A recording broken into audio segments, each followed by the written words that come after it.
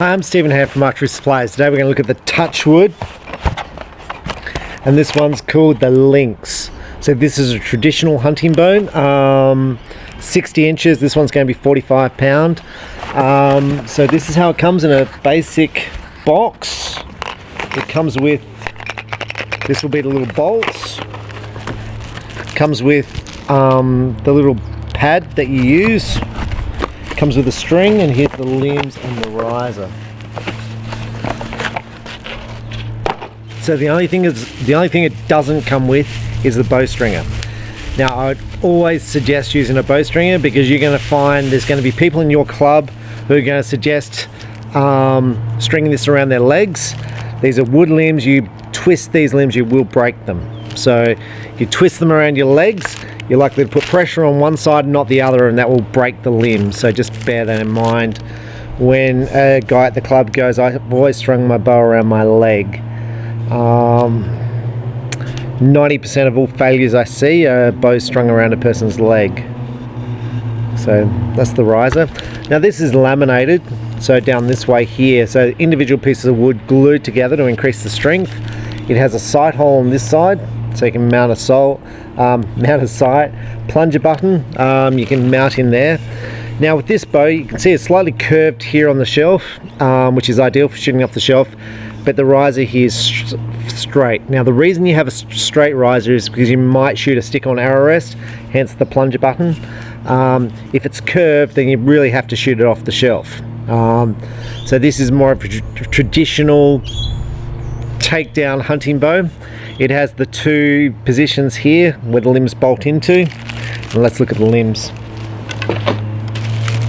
Now this bow is really affordable, like really affordable, under $200. So when you look at bow, like cheap traditional bows, have a look at the quality build. This is the first time I'm looking at it. Clear laminate limbs. The limb tips are important because this will determine how quickly the string wears out. They are, like, you could round that and make this less sharp. Here you can see, like here on the edge, it's quite sharp on your finger, but it's not a bad looking limb. Now the number of laminations, I'm hopefully going to zoom up here. So you've got clear, you have wood, then something else, another type of wood, and then another type of wood. So that's a lot of lamination. So I guess this bow is going to be pretty smooth. You can see you've got a fair bit of flex on the limbs. So I'm guessing this bow is going to be pretty quick. This is extra reinforcement here, the brass fittings there, which looks quite nice. It's got a couple of little scratches here on the limbs, and probably because of the way it was packed. So I'm going to guess, well, I don't know how those scratches get there, but like it's under 200 bucks. It's not like it's $1,000. Now if you want to get those scratches out, hit it with wet and dry, a very fine wet and dry paper, but I wouldn't really worry about it. So everything's based on price. As you saw, I just pulled this out. There's another little mark just there. Some people are going to worry about that and some people aren't, so I don't know. The edges here are quite sharp, so it's likely to get little marks. You can see just there on the edge, and zoom in, little mark on the edge. This is all brand new straight out of the box. So we'll string this up now and let's have a couple of shots and see if I can get some speed through a chronograph. Okay, so I've worked out what this scratch would be. This would be from the stabilizer hole in the riser. Now you saw the riser came packed in bubble wrap, but it's obviously not enough to stop that little mark there. And there's also a little mark there. That'll be the little things on the riser, those little bushings you see pushing out. So I'm going to say it's going to be more than common that one limb will have a mark on it. So the limbs go together like so. Make sure you put it on the right way. It's hard with this bow to put it on the wrong way. Some people put the limbs on that way, but it's obviously hard to do that with this bow because it's got pins, kind of making it easier to work out. Mind you, they might put the string on there and try and shoot it backwards. You think I'm joking? I'm so not. So it comes with an Allen key, which is great. Don't over tighten it, like just finger tight. Some people are like, "Phew." Oh, and this is felt, so it makes it nice and smooth, should make it quiet. Now with a traditional bow like this, you often find people want to hunt with it, like hunt rabbits or deer or whatever. In Australia you need 45 pound to hunt deer and goat. In Victoria I think that is. Which doesn't mean much, because the 45 pound is at 28 inches, so if you draw it back 23 inches you're probably only drawing back 25 pounds, so it's a bit of a silly thing, but legislation, but they've got a legislation there, so you kind of know what it's meant to be. Stabilizer hole. So the grip, this grip is very similar to a lot of the traditional bows made out of China.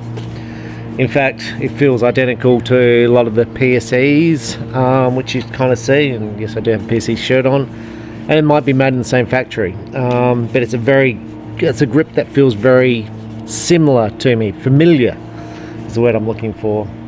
But it looks like, I think it looks quite nice. Under 200 bucks, it's pretty good, right? Now, when you're stringing a bow, the recurve, one end is bigger than the other. You see this one here? This one here is the bigger loop, so this goes at the top of the bow. And then you slide it down the limb like so when you're stringing it. So when you've strung the bow, never check it from the front, always check it from the back here if it's on. There, and check there. Now you want the bow running down the grooves here. Now if you're strung around your leg, it'll often be on one side. You can just re-twist that limb. You might have to twist it when it's not under tension. You just twist it back in the opposite direction.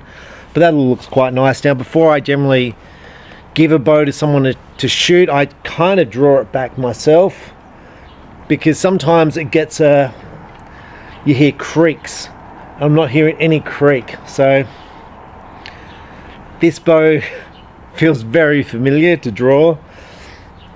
It starts off there, it's quite light, and it's kind of starting to stack, and as I'm getting back to 29 inches it's stacking quite a lot. Brace height, I think it's about 8 inches on this bow, there to there. Now a lot of people get really caught up in brace height. For me it's never been an issue, and that's coming from a target perspective, because the shorter the brace height here, the more energy you get and the less poundage you get. And I found when you increase the brace height you get less energy traveling, because it's traveling further less distance, but it increases the bow poundage. And what I found is it was almost identical. So what you try and do is tune the bow for sound to see how it feels and whether it's hitting your arm. But this looks all pretty good to me. The limb angle looks pretty good. You can get little things to put under the limb here, called limb remedy from OMP. You can get little rubber things to fit on the string, and silencers obviously to quieten the bow down. Let's see if we can get some kind of reading. So this is just a basic wood arrow.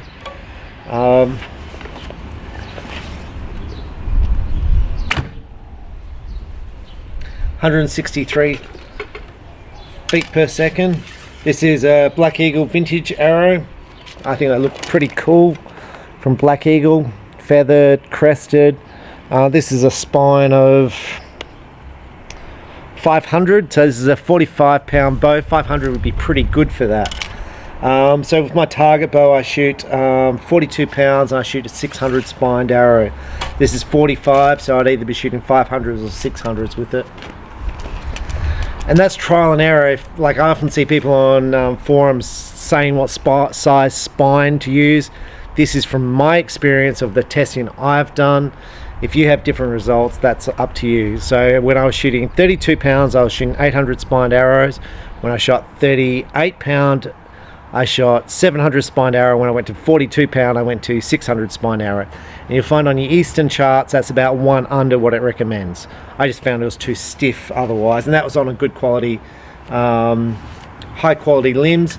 These are not a high quality limb, so you might find you need to go lighter than that to get the arrows to flex around the bow. 164, which always amazes me because those arrows are obviously not similar in weight, and the trad arrow The Black Eagle's much longer. Now, overall, I didn't want the last one just hit a little bit, but didn't hit hard. You want your hand sort of sitting out to the side like that, so it's not likely to come through and hit. The vibration wasn't bad. I thought it was pretty quiet.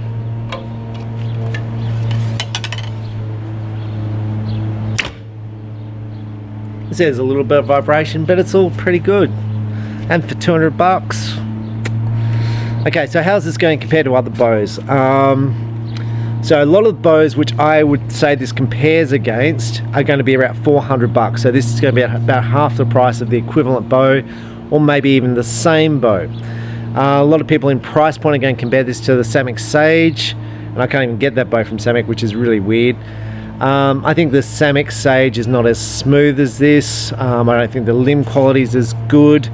I think this is a more expensive build bow at the same price point. And maybe this bow was on special when I purchased it, because there's only limited numbers left. But to me, this is quite nice. 60 inches, more than common. It's the most common size for a trad bow, traditional bow.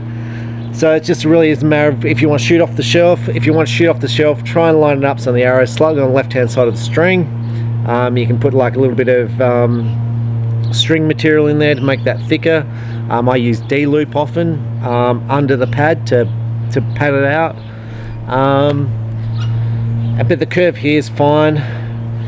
Bear in mind, if you're going to shoot 3 fingers under, it puts massive pressure on the arrow downwards, and I had a problem with that on a bow I had in my shop, and it puts massive pressure on the arrow downwards, and that'll affect your spine, and it'll be pushing the arrow into this riser. So just bear that in mind. And unfortunately, yeah, the other ones you can probably see it's because the person did that, it caused the arrow to kind of bash into the riser. So I always shoot split finger. Some people do shoot 3 finger under, but just bear in mind that force downwards on the arrow is really quite extensive. I'm Stephen Ham from Archery Supplies. That's the Touchwood Lynx recurve bow. You might find it by some other name, by some other company, but overall price point super cheap, good quality bow, and I really haven't had any problems with this bow of different names. I can't remember ever replacing the limbs on them. What sort of warranty? I'm going to guess they do a year warranty. I don't know, there's no warranty information in the thing. It's very rare for recurve manufacturers to do over a year warranty. I'm going to say most warranties keep the bow out of heat, keep it out of moisture, and don't twist it around your legs when you string the bow. I'm Stephen Ham from Archery Supplies. Enjoy archery, and the more you shoot, the stronger you're going to get, the more stable you're going to get, the better release you're going to get, and the more results you'll get, and hopefully the more you enjoy it. Thanks for watching. Bye.